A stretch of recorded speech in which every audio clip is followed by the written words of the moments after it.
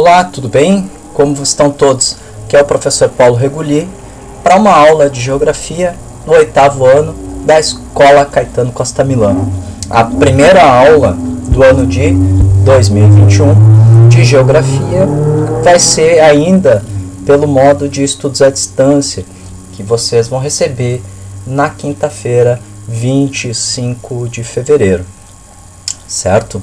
Então, tem uma parte que vocês vão pegar na escola, por escrito, e esse videozinho aqui explicando o conteúdo. Esse primeiro conteúdo inicial. Bom, sei que lá no 7º ano vocês estudaram o território brasileiro e as suas características na aula de geografia. Estudaram os domínios morfoclimáticos, estudaram as características das diferentes regiões, né, que compõem o Brasil, as desigualdades entre essas regiões e as diferentes atividades econômicas do sul, do sudeste, do norte, né, do nordeste, centro-oeste. Estudaram o domínio amazônico, o domínio do Pampa, Mata Atlântica, Pantanal, certo? Bom, no 8º ano, nós vamos estender um pouco mais e deixar um pouco mais complexo esse conteúdo. Nós vamos partir para o estudo das nações, dos países e das características do espaço geográfico mundial, certo? E das nações e da regionalização dessas nações, desses países no mundo. Bom, então, para essa primeira aula, a gente tem que conceituar algumas coisas que são básicas para a geografia, como, por exemplo, a noção do conceito de país, de nação, de estado, de território, certo? Então, a nossa primeira aula tem que dar conta destes conceitos, que são simples, básicos, mas se nós não soubermos, não entendermos, nós vamos ter um probleminha para adiantar no estudo do espaço geográfico mundial. Certo, pessoal? Então, atenção. Vamos botar aqui no modo apresentação. Nós temos aí, então, né, o que nós vamos aprender ou tentar entender e iniciar o estudo destes conceitos: estado, nação, território e alguns conceitos básicos para a geografia. Bom, nós vamos estudar aqui, né, o espaço mundial e as noções básicas para a gente compreender esse território, esse espaço geográfico mundial. No decorrer do tempo, né, as sociedades humanas elas se espalharam por todo o mundo, né, e elas ocuparam todos os continentes, arquipélagos, ilhas, né, tanto que hoje o que é mais difícil encontrar no mundo é uma paisagem natural intacta ou que tenha sofrido a mínima interferência do ser humano. Portanto, ao ocupar esse espaço, o ser humano foi nele demarcando seu território, demarcando suas fronteiras, criando seus governos e a forma como ele ia administrar esse espaço, a forma como ele iria, né, organizar as relações humanas dentro desse espaço que ele ocupa para viver. Bom, os conceitos, então, importantes para o estudo da geografia, nesse sentido, são os conceitos como estado, país, nação, território, povo e governo. A palavra estado, ela é uma palavra que denota da gente bastante atenção, tá? Estado, ela pode ser escrita na língua portuguesa com letra maiúscula ou com letra minúscula. E isso é importante o entendimento dessas duas diferenças. Porque embora né, na nossa fonética as duas sejam pronunciadas da forma estado, certo? Na hora da escrita, a diferenciação da palavra estado com letra maiúscula e com letra minúscula muda o seu significado. A palavra estado, certo? Ela vem do latim, e lá no latim, língua falada pelos romanos, ela significava status. Status significa estado, posição, ordem ou condição, tá? Ou seja, estado, aquilo que organiza, estado, aquilo que delimita uma condição, estado, aquilo que organiza as posições. E aí a gente pode começar a pensar esse significado da palavra estado com letra maiúscula. Aquilo que organiza, que delimita a posição, que delimita a condição das pessoas na sociedade, certo? Corresponde, então, ao Estado enquanto organização política, administrativa e jurídica da sociedade. Quando eu falo Estado com letra maiúscula, eu falo desse Estado que é essa organização das leis, que é essa organização da ordem, que é essa organização política e jurídica da sociedade. É o que delimita, organiza a nossa posição, a nossa ordem e a nossa condição enquanto cidadão dentro de uma sociedade. Enquanto cidadão, certo? Eu tenho direitos e deveres. Enquanto cidadão, para eu ser cidadão dentro de um Estado de direito, eu tenho que cumprir alguns deveres. E estes deveres estão organizados pelo Estado na forma da sua Constituição, das suas leis. Essa Constituição, essas leis, certo, tem soberania sobre todo o território nacional. E nós vamos chamar isso de soberania interna. Vamos pensar, por exemplo, na situação do Congresso Nacional. Vamos pensar, por exemplo, né, na situação do Congresso Nacional. O Congresso Nacional faz parte do Estado, né, porque o nosso Estado brasileiro ele está organizado de uma forma em que existem três poderes: o poder judiciário, o poder legislativo e o poder executivo. Ok? Bom, o Congresso Nacional faz parte do poder legislativo, certo? O que o legislativo faz? Legisla. O que os deputados federais fazem? Debatem sobre as leis deste Estado. Estas leis que organizam, né, e delimitam os nossos direitos e deveres. É por isso que lá no Congresso Nacional os deputados vão debater, por exemplo, emendas constitucionais, certo? Vão debater, por exemplo, em relação à previdência social, aos direitos trabalhistas, ok? Então, esse é o poder legislativo. O poder executivo, que é formado pelos prefeitos no município, pelos governadores no estado e pelo presidente da República, né? Hoje Bolsonaro.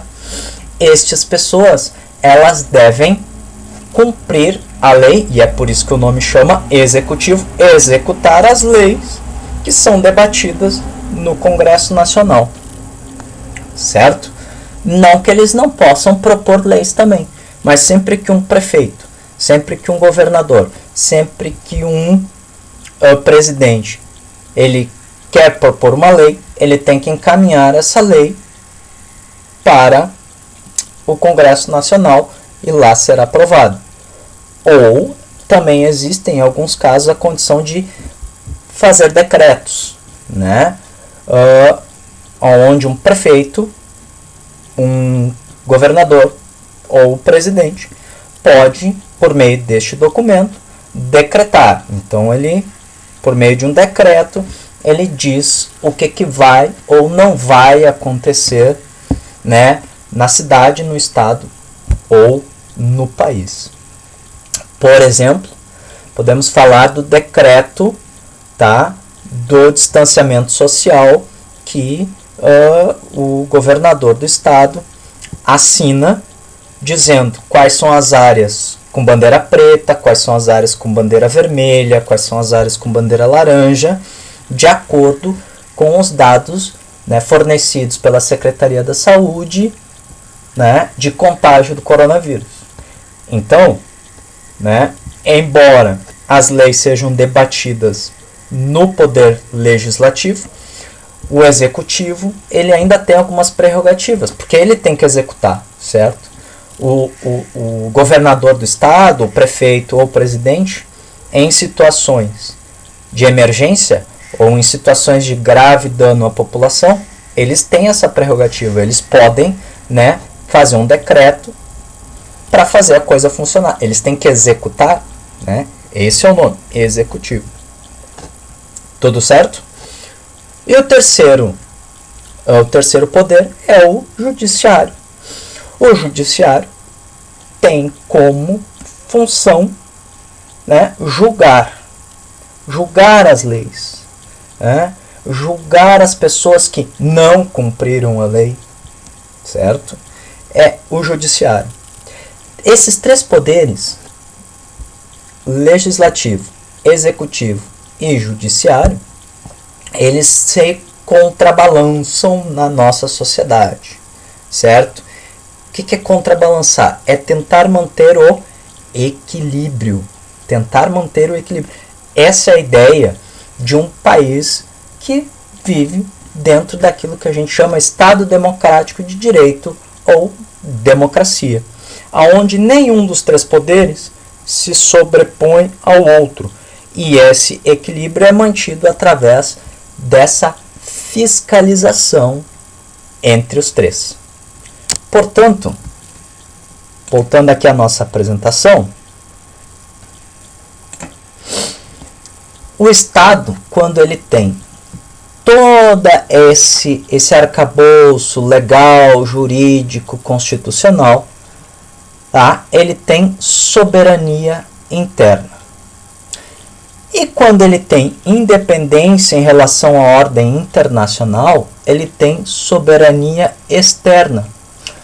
Ou seja, nenhum outro Estado, nenhum outro país no mundo, certo, intervém na lei brasileira.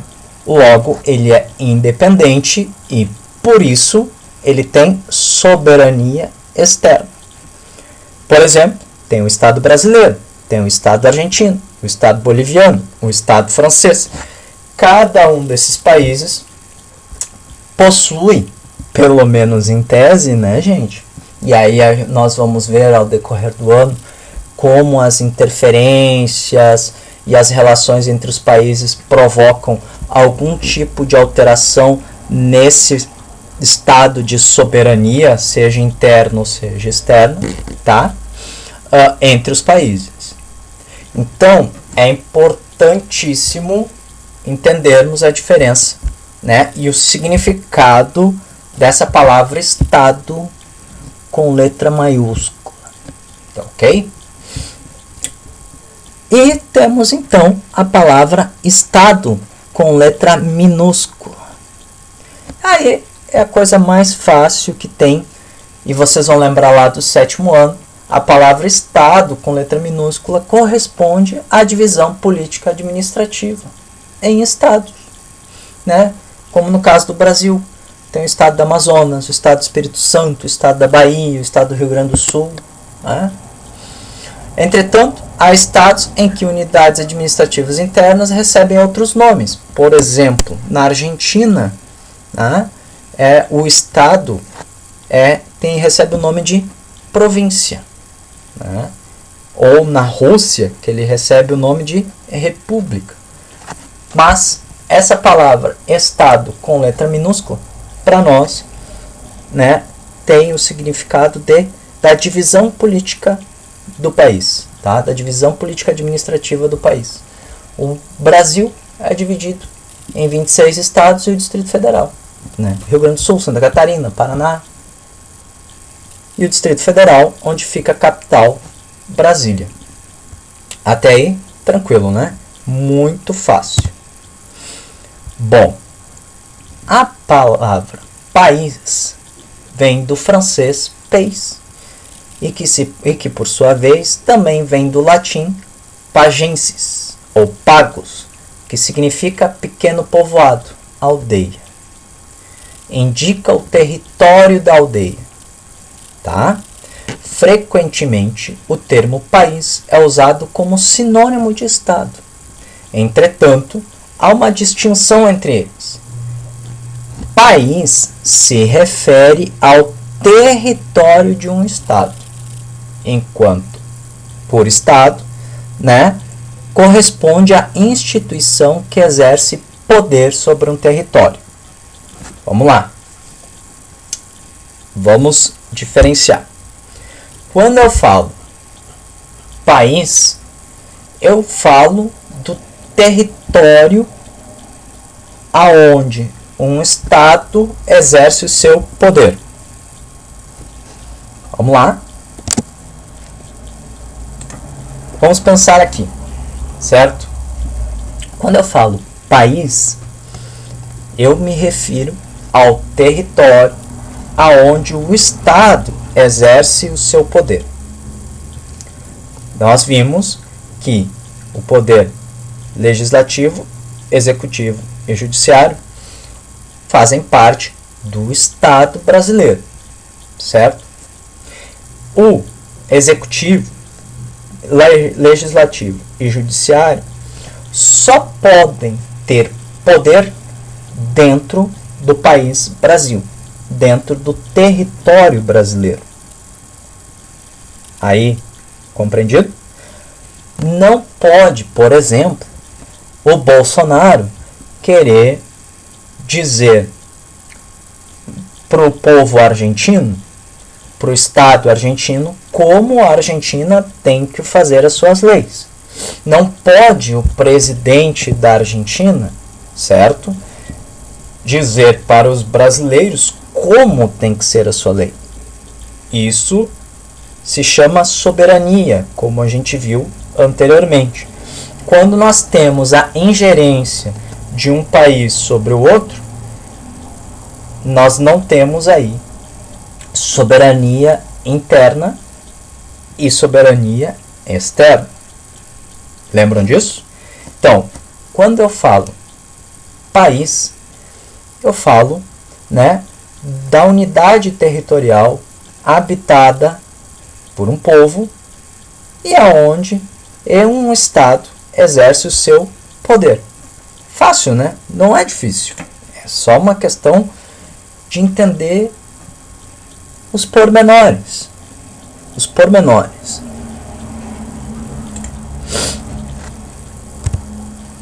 Bom, a palavra nação também vem do latim e significa natus, natio.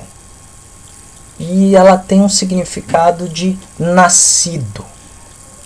Nação, natus, é aquele que é nascido. Assim, nos dá a ideia de que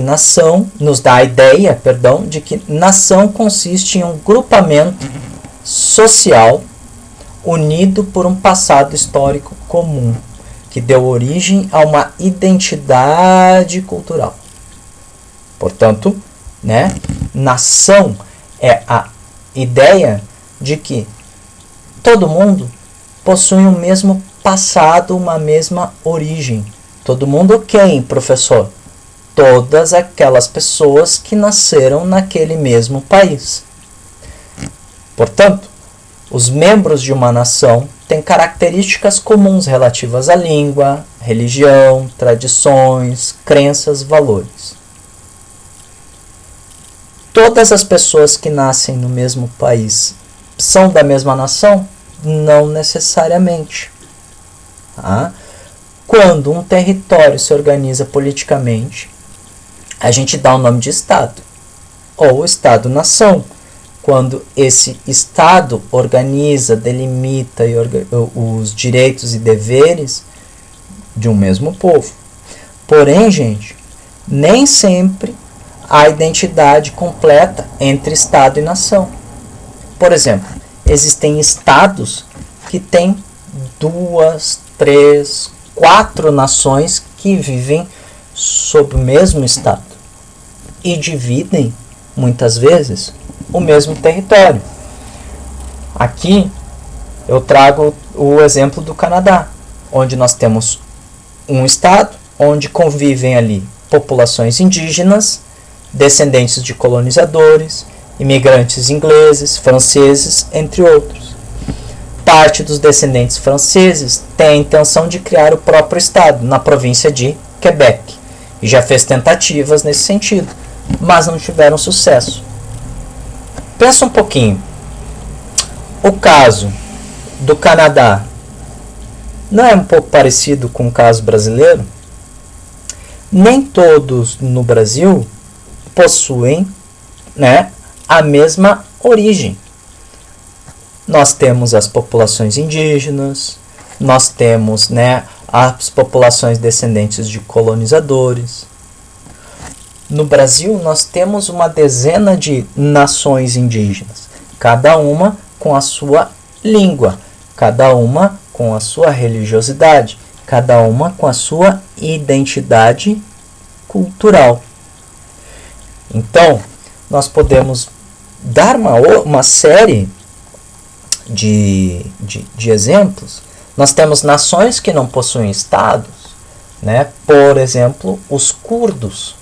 Aí a gente pode falar um pouquinho melhor na nossa aula presencial. Os curdos são uma nação, um povo asiático que não tem estado. É uma nação que vive, tá, espalhada entre os territórios da Turquia, do Iraque, certo? Uma pontinha ali do Irã, da Jordânia, certo? Da Síria. Então, nessa região do Oriente Médio, nós temos ali uma nação, um povo que tem uma língua em comum, uma origem comum, traços de identidade cultural comum, formam uma identidade cultural, mas não possuem um território para dizer, esse é o meu país. De outra forma, nós temos, né, países como, por exemplo, o Canadá, ou mesmo o Brasil, onde tu vai ter um estado que exerce um poder e soberania sobre um território e que neste território vivem, no caso do Canadá, 2, 3, 4, dezenas de nações. No caso do Brasil, também. Voltando lá para a nossa apresentação. Eu estou gostando de fazer isso aqui. Então eu falei de território, né? A palavra território vem da palavra terra.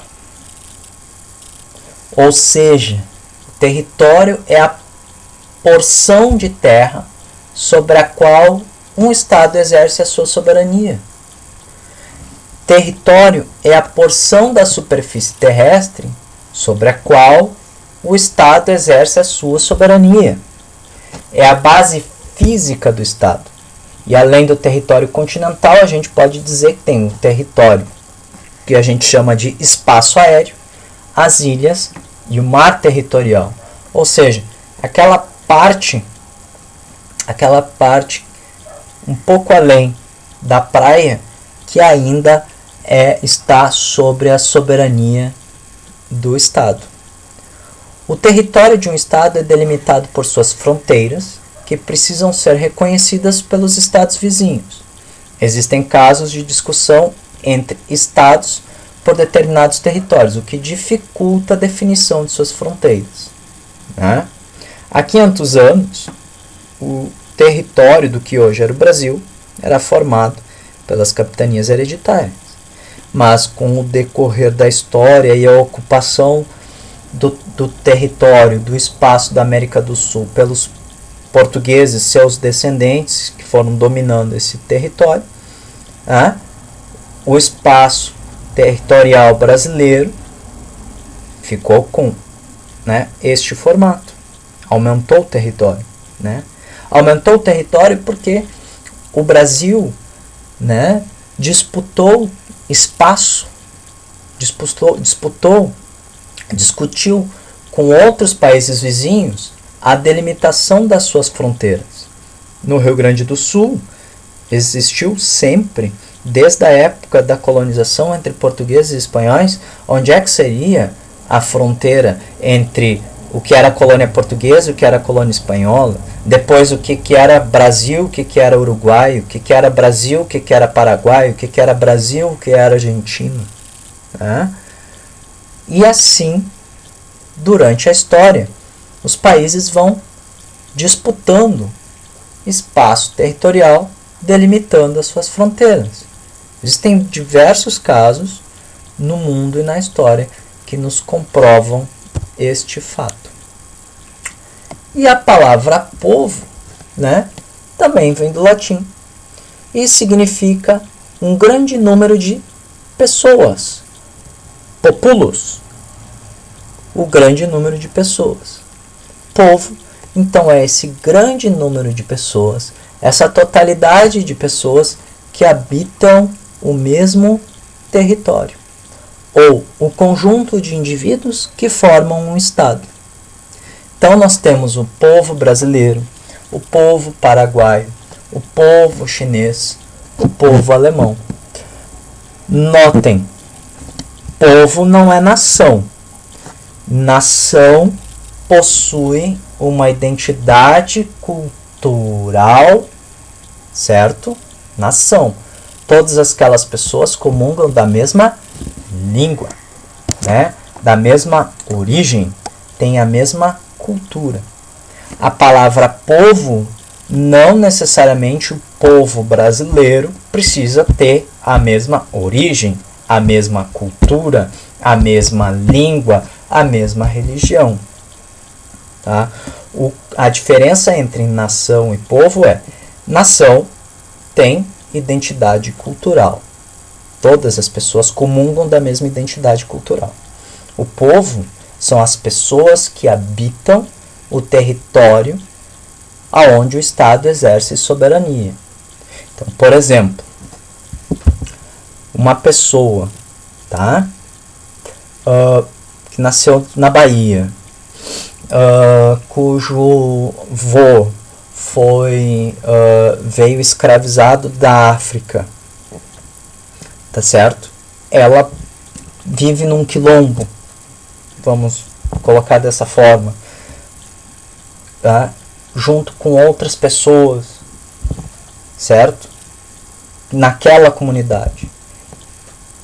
Falam ainda um dialeto de origem iorubá, com todas as características culturais, né, vindas da África e que no Brasil, né, se mantiveram ou sofreram algum tipo de transformação por essas pessoas. Essa pessoa é brasileira. Tão brasileira quanto o colono alemão ou o colono italiano que ocupou a porção sul do Brasil, né, e trouxe com ele a sua religião, a sua língua, a sua cultura. Os dois são brasileiros? São, porque os dois estão habitando o mesmo espaço territorial, aonde nós temos a soberania do Estado brasileiro, as mesmas leis. Vale tanto para lá quanto para cá, tanto para um quanto para outro. Embora a identidade cultural de cada um deles possa ser diferente. Entendido isso?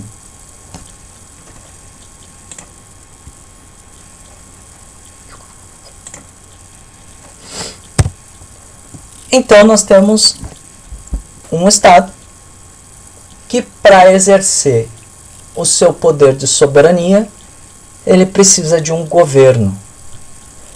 E um governo vem da palavra latim também, governare. E o que significa governar? Significa conduzir, significa dirigir, significa administrar. O governo é, assim, a organização que tem a responsabilidade de administrar um país, estado, província, município ou região. Veja, um governo por si só não faz as leis. Um governo, ele pode fazer leis? Pode. Pode propor leis? Pode. Mas um governo deve dirigir e administrar o país junto com todos os outros poderes. Exemplo, o executivo, ele não administra o Estado sozinho. Ele precisa do executivo e do legislativo. Dirige e executa. Administra. Ou seja, é o governo que tem o poder de dar a direção para onde este país vai. Certo? Tentando ser um pouco mais claro.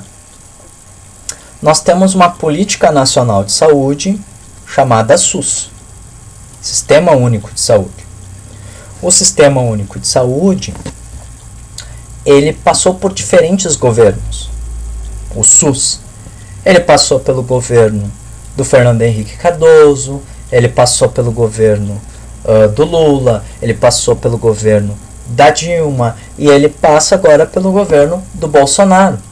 E o SUS vai continuar sendo uma forma de organização da saúde no Brasil, noutros governos, certo? Depois, e que vierem depois e depois, porque todo país precisa de uma política nacional de saúde. Agora, o que muda de um governo para outro é a direção que cada governo dá ou a forma como cada governo administra essa política. Certo? Nós temos também uma política nacional de segurança, nós temos uma política nacional de educação, certo? Então, assim, estas políticas fazem parte do Estado, que exerce soberania sobre um território e aplica essa soberania ao seu povo. Cada governo dá a direção e a administração dessas políticas a forma que ele entende mais adequada. É por isso que num Estado democrático de direito, num país democrático, portanto, nós temos eleições periódicas. Por quê? Porque é a forma que existe, ou pelo menos até hoje, é a forma que a gente encontrou ainda um pouco mais organizada de fazer o quê? De fazer a análise de quem está administrando aquele país, de se ponderar se está certo, se está errado, se concorda, se não concorda, e depois vai lá. Não gostei desse, vou botar outro. Não tá legal aquele ali, vou botar outro, né? E nesse meio tempo, entre um governo e outro, né? Existem todas as formas de manifestação desses interesses que o seu povo e as nações exercem sobre os seus governantes. Pode acontecer por meio de manifestações de rua, pode acontecer por meio dos meios de comunicação, pode acontecer por meio das redes sociais. Então, o governo, ao dirigir, um governo, ao conduzir e administrar, certo? Seja esse governo qual for, este governo, ele sempre precisa dar satisfação ao povo que ele é governado. E ele dá satisfação como? Através de respostas quando lhe é solicitado ao Poder Judiciário, ao Poder Legislativo e quando os meios de comunicação os questionam. Simples. Por exemplo, quando o prefeito de Caxias do Sul é entrevistado na televisão sobre o seu decreto a respeito do isolamento social, se vai aprofundar ou não o isolamento social no meio da pandemia de Caxias do Sul. Claro, pessoal? Entendido isso? Acho que sim, né?